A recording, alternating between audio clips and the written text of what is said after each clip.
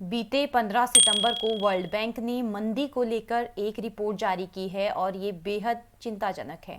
World bank की report में आशंका जताई गई है कि अगर हालात में सुधार नहीं हुए तो साल 2023 में दुनिया मंदी की चपेट में आ सकती है। रिपोर्ट में मुद्रास्फीति को कम करने के लिए उत्पादन को बढ़ावा देने और आपूर्ति बाधाओं को दूर करने पर जोर दिया गया है।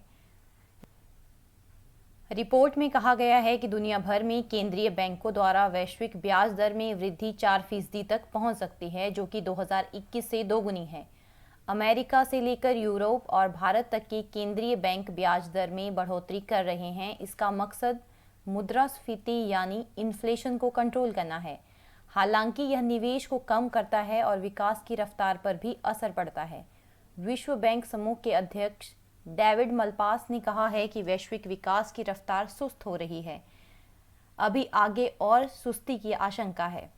आगे उन्होंने कहा कि मेरी गहरी चिंता है कि ये रुझान लंबे समय तक बने रह सकते हैं और जो उभरते बाजार और विकासशील अर्थव्यवस्थाओं के लिए विनाशकारी है।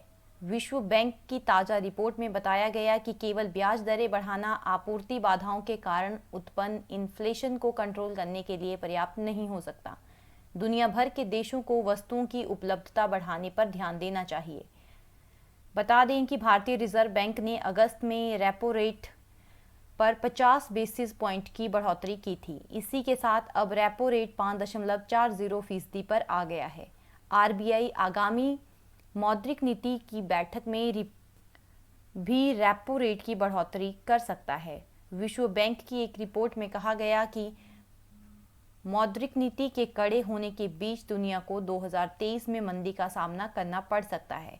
वित्तीय संस्थानों ने महंगाई को कम करने के लिए उत्पादन बढ़ाने और आपूर्ति बाधाओं को दूर करने का भी आह्वान किया है।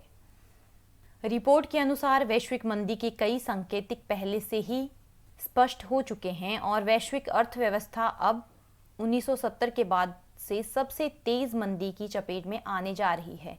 जहां तक केंद्रीय बैंकों द्वारा वैश्विक ब्याज दरों में बढ़ोतरी का सवाल है, तो वे महंगाई को महज 4% तक नियंत्रण में रख सकती है।